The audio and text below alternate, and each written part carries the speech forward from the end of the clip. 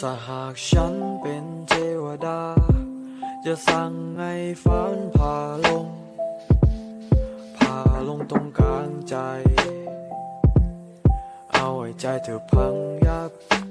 ไม่ว่าวันไหนฉันแอบมองเธออยู่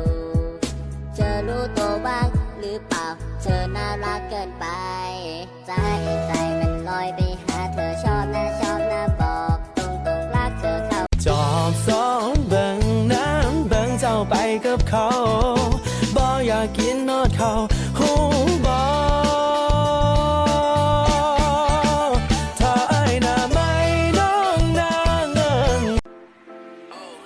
ใจเย็นๆที่รักผมไม่ได้คิดจะนอกใจอยากให้คุณใจเย็นหน่อยครับผมไม่ได้คิดจะชอบใคร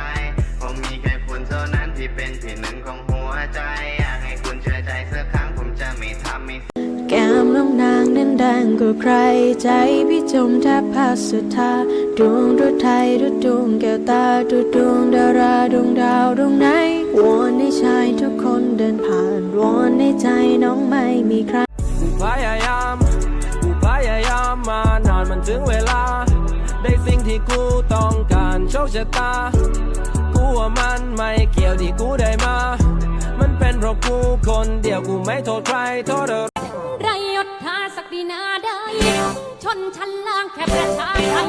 คนเรารักกันอยู่ที่ใจเงินทองแพ้แรงมันก็สิ้นไป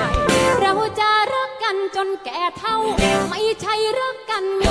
น่ารักแบบนี้ไม่ได้มีบ่อยๆยังไม่สักนิดส่งซิกให้สักหน่อย Return fucking lit ในวันนี้เป็นวันดีที่มีดาวเป็นพยานไม่มีแหวนไม่มีทองมีแค่ฉันและก็เธอสมรสกันในคืนที่เหน็บหนาวบ่แม่นขอทะนุบ่ต้องการเสพใจเก็บเอาคืนไปคันให้มาพอกำกาบ่แม่นคนดีแต่ก็เลือกอยู่ดอกว่าอย่าสิมาทำทาทำไมไม่อยู่ไปเข้าประตูก๊อกเอาจริงๆที่ไม่ได้กูจะทำให้ดูดูจากหน้าตาจะหวานจริงๆเห็นเธอบอกทำได้ทุกสิ่งแล้วจำผมบินได้หรือเปล่าแล้วก็อยากจะได้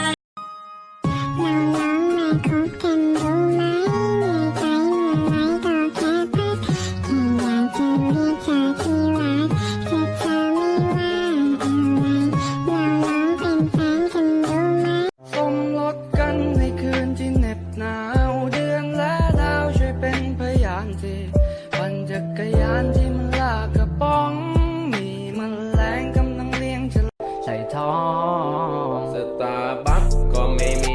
ชาชักวันละที1,500ไปไหมคนดีคืนนี้ผมขอสักทีเธอน่ารักคนดีอยู่กับผมนะเบบีอยู่กับผมถึงตอนเมื่อวานไม่ได้อยู่บ้านทั้งคืนจนดึกดื่นกลับมาตอนเช้าต้องผมคืนน้ำตาไหลที่วงทีวีแม่งโยกไปใจเย็นๆที่รักผมไม่ได้คิดจะนอกใจอยากให้คุณใจเย็นหน่อยครับผมไม่ได้คิดจะชอบใคร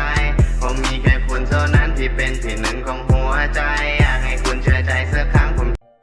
สาวเฮอน้องชื่อไอ้ไรนะน้องพี่บ่าวนี่แอบชอบน้องพี่บ่าวนี่หลงรักน้องขอเบอร์ได้ไหมน้องสักพักกันแน่คอยโซเจ้าเป็นคนมองใดอยากสิหูว่าเจ้าลูกไผ่คอยสิได้ไปฝากตัวไว้บอกทุกชาติเป็นไปได้ถ้าเจ้ามากบอกคอยแน่สิได้ไปฮับโดนแล้วครับคอยขึ้นทอดแต่เจ้าบ่รับเป็นจังสีเฮาคงต้อง